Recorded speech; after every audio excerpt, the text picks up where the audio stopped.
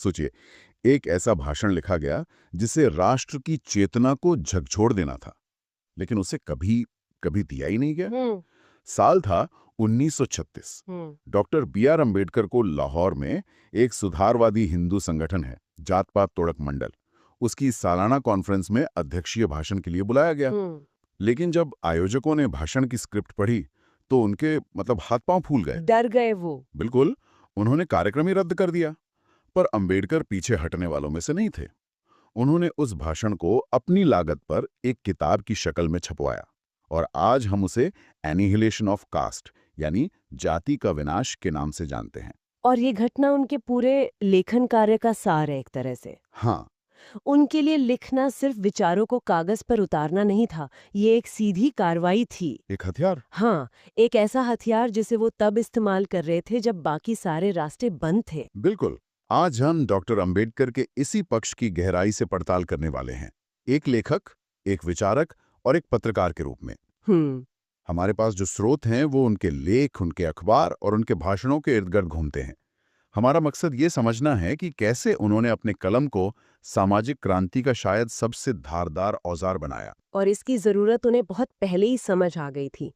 जब वो गोलमेज सम्मेलनों में दलितों के अधिकारों की बात कर रहे थे, तो उस समय की जो मुख्य धारा की प्रेस थी, जो ऊंची जातियों के प्रभुत्व वाली थी। हाँ बिल्कुल, वो प्रेस उन्हें देशद्रोही और अंग्रेजों का पिट्ठू बता रही थी।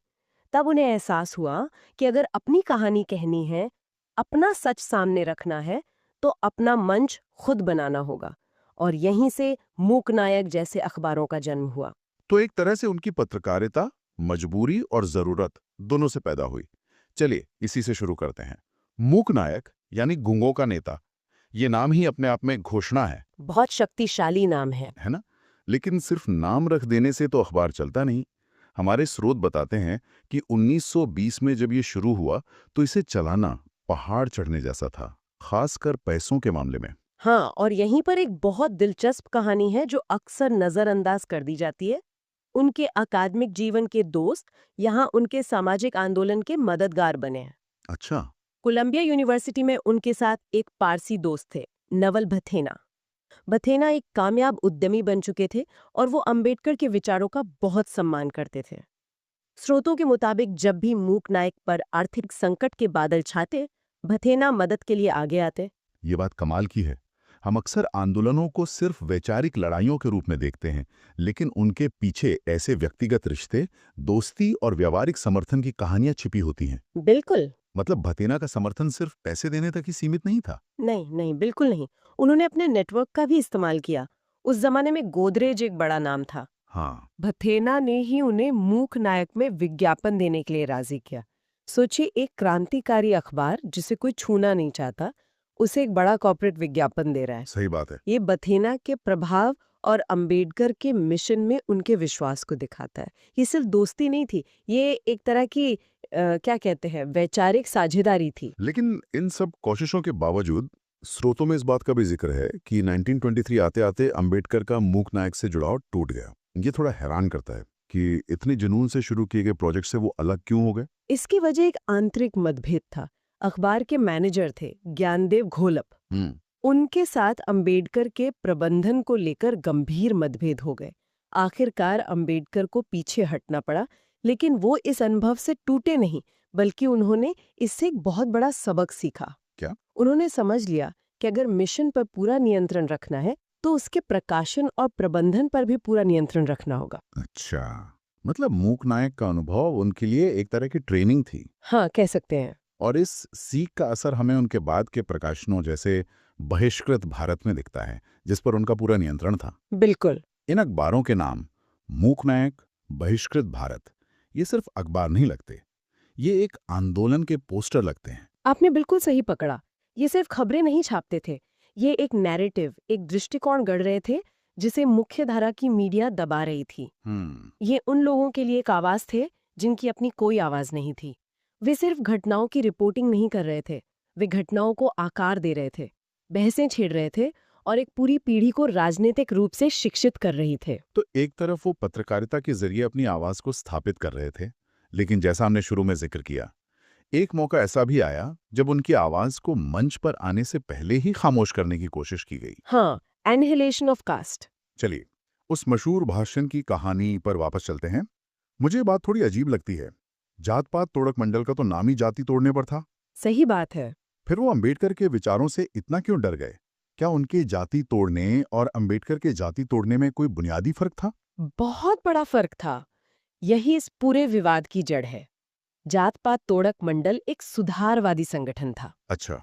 उनके लिए जाति तोड़ना मतलब अंतर जातीय विवाह को बढ़ावा देना, साथ में बैठकर खाना खाना, यानी ऊपरी सतह पर बदलाव लाना। हम्म। वो हिंदू धर्म के दायरे में रहकर सुधार करना चाहते थे। और अंबेडकर? लेकिन अंबेडकर समस्या की जड़ पर चोट कर रहे थे। और वो जड़ क्या थी उनके हिसाब से? उनके हिसाब से जड़ खुद धर्मग्रंथ थे। उनका तर्क था, जो उन्होंने उस भाषण में साफ साफ लिखा, कि जाति कोई ईंटों की दीवार नहीं है जिसे गिराया जा सके। ये एक धारणा है, ये धर्म की एक अवस्था है। उन्होंने कहा कि जब तक आप उन शास्त्रों और धार्मिक धारणाओं को नष्ट नहीं करते जो जाति व्यवस्था को पवित्र और सही ठहराती हैं, तब तक आप जाति को नष्ट नहीं कर सकते। ओहो। ये आयोजकों के लिए किसी धमाके से कम नहीं था। वे सुधार चाहते थे, अंबेडकर क्रांति की बात कर रहे थे।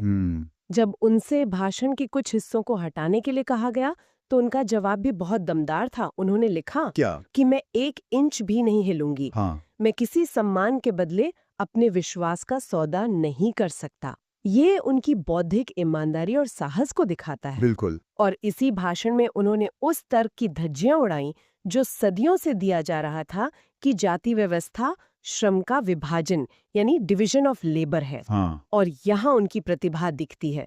उन्होंने कहा, ये श्रम का विभाजन नहीं है, ये श्रमिकों का विभाजन है। Division of labourers. ये तो कमाल का तर्क है।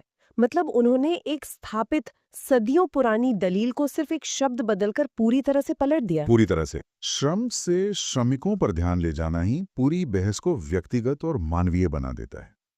इसका क्या मतलब था? इसका मतलब था कि ये व्यवस्था सिर्फ काम नहीं बांटती, ये काम करने वालों को ही जन्म के आधार पर हमेशा के लिए अलग अलग खानों में बांट देती है। सही है। ये किसी व्यक्ति की काबिलियत या पसंद को कोई मौका ही नहीं देती। एक लोहार का बेटा लोहारी बनेगा, चाहे उसमें कवि बनने की प्रतिभा हो। एक कवि का बेटा कवि ही माना जाएगा, चाहे वो अयोग्य हो। अंबेडकर ने कहा कि ये सिर्फ अकुशल नहीं है, ये अमानवीय है, क्योंकि ये व्यक्ति की आत्मा को कुचल देती है, ये लोगों को एक दूसरे से नफरत करना सिखाती है। और उन्होंने इसका एक और गहरा असर बताया कि यह सार्वजनिक भावना या नैतिकता को ही खत्म कर देती है। हाँ। उन्होंने लिखा कि एक हिंदू की सार्वजनिक दुनिया उसकी अपनी जाति तक ही सीमित होती है। उसकी वफादारी, उसकी नैतिकता, उसकी दान पुण्य की भावना, सब कुछ जाति के दायरे में सिमट जाता है। बिल्कुल। वो अपनी जाति के बाहर किसी जरूरतमंद के लिए वो हमदर्दी महसूस नहीं करता जो अपनी जाति के व्यक्ति के लिए करता है। मतलब एक समाज की भावना ही खत्म हो जाती है। हाँ, इससे एक व्यापक समाज की जो भावना होती है वही नष्ट हो जाती है। समाज छोटे छोटे एक दूसरे से कटे हुए समूहों में बंट जाता है। और यहीं पर उन्होंने सिर्फ आलोचना नहीं की, बल्कि एक विकल्प भी दिया।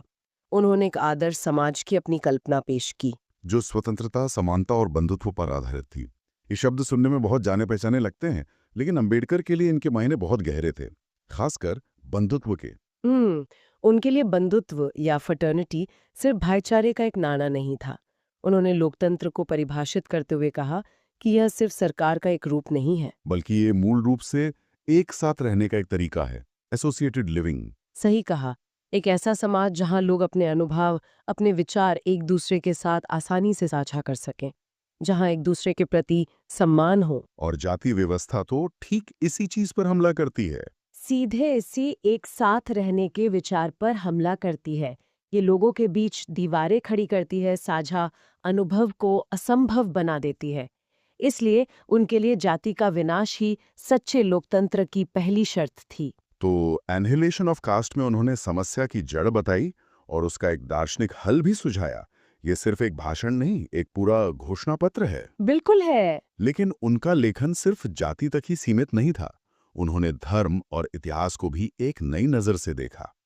उनकी किताब द बुद्धा एंड हिज धम्मा इसका एक बेहतरीन उदाहरण है। हाँ। स्रोतों में एक दिलचस्प बात का जिक्र है कि उन्होंने इस किताब में बुद्ध के जीवन से जुड़े सारे चमत्कारों को जानबूझकर हटा दिया। ऐसा क्यों?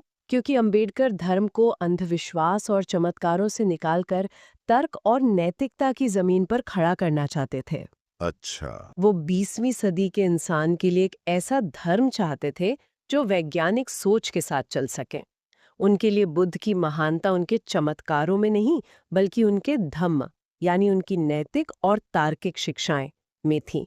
करुणा, प्रज्ञा, समानता। तो चमत्कारों को हटाकर उन्होंने बुद्ध को एक भगवान की जगह एक शिक्षक के रूप में पेश किया। एक महामानव, एक महान शिक्षक के रूप में, जिसका रास्ता कोई भी अपना सकता है। ये उनके तर्कवादी दृष्टिकोण को दिखाता है और यही तर्कवादी नजरिया उन्होंने इतिहास को देखने में भी अपनाया। उनके कुछ अप्रकाशित लेखों से एक बहुत ही क्रांतिकारी विचार सामने आता है कि भारत का इतिहास असल में ब्राह्मणवाद और बौद्ध धर्म के बीच एक घातक संघर्ष का इतिहास है। हाँ, उनका मानना था कि एक समय था जब बौद्ध धर्म भारत में समानता और तर्क का संदेश फैला रहा था, जो ब्राह्मणवादी व्यवस्था के लिए एक सीधी चुनौती थी। उनके अनुसार बौद्ध धर्म का पतन कोई सामान्य घटना नहीं थी, बल्कि यह एक काउंटर एवोल्यूशन यानी प्रतिक्रांति थी, जिसे ब्राह्मणवाद ने अंजाम दिया। और इस प्रतिक्रांति का मुख्य दस्तावेज था मनुस्मृति। बिल्कुल, मनुस्मृति, जिसे उन्होंने सामाजिक अन्याय का सबसे कुख्यात ग्रंथ कहा। उन्होंने इसका बहुत गहरा विश्लेषण किया। उन्होंने बताया कि कैसे इसके कानूनों ने समाज के एक बड़े हिस्से को हमेशा के लिए हाशिए पर धकेल दिया। कैसे? उन्होंने बिंदुवार तरीके से बताया। पहला, शूद्रों को शिक्षा के अधिकार से वंचित कर दिया गया, ताकि वो कभी सवाल ना कर सके। हाँ, ज्ञान के बिना वे अपनी स्थिति को कभी समझ ही नहीं सकते थे, ना ही उसे चुनौती दे सकते थे। दूसरा, उन्हें हथियार रखने के अधिकार से वंचित किया गया, यानी वे अपना बचाव भी नहीं कर सकते थे। और तीसरा, उन्हें संपत्ति जमा करने से रोका गया, यानी वे आर्थिक रूप से हमेशा दूसरों पर निर्भर रहेंगे। मतलब ये एक सोची समझी रणनीति थी। ज्ञान, शक्ति और संपत्ति, इन तीनों स्रोतों से उन्हें काटकर शाश्वत दास्ता में धकेल देना। बिल्कुल, और यही बात उन्होंने महिलाओं के बारे में भी कही। अच्छा। उन्होंने बताया कि कैसे मनुस्मृति महिलाओं को पुरुषों के अधीन रखती है, उन्हें स्वतंत्र निर्णय लेने के अधिकार से वंचित करती है। यहाँ अंबेडकर का उद्देश्य सिर्फ कुछ सामाजिक कुरीतियों की निंदा करना नहीं था। तो फिर क्या था? वो उस दार्शनिक और धार्मिक बुनियाद पर हमला कर रही थीं, जो इन कुरीतियों को पवित्र और ईश्वरीय विधान का दर्जा देती थीं।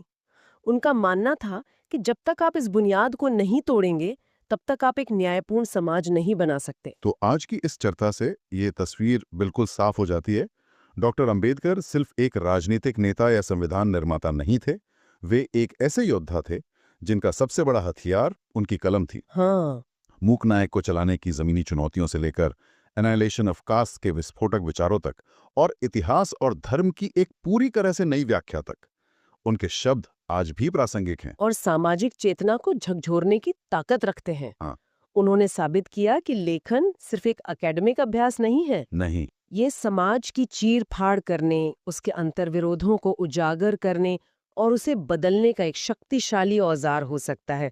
उनकी पत्रकारिता, उनके भाषण, उनकी किताबें, ये सब एक बड़े प्रोजेक्ट का हिस्सा थीं। और वो प्रोजेक्ट था एक ऐसे समाज का निर्माण करना जो सच में स्वतंत्रता, समानता और बंधुत्व पर आधारित हो। अंबेडकर ने लोकतंत्र को एक साथ रहने का एक तरीका कहा था। उन्होंने तर्क दिया कि जाति जैसी सामाजिक श्रेणियां इस एक साथ रहने को, इस साहचर्य को असंभव बना देती हैं। आज जब हमारा समाज धर्म, राजनीति और पहचान के नाम पर कई तरह के विभाजनों से जूझ रहा है, तो ये सोचने पर मजबूर करता है कि एक सच्चा साहचर्यपूर्ण जीवन बनाने का वास्तविक अर्थ क्या है। सही बात है। और इसे हासिल करने के रास्ते में आज हमारे सामने कौन सी नई मनुस्मृतियां खड़ी हैं?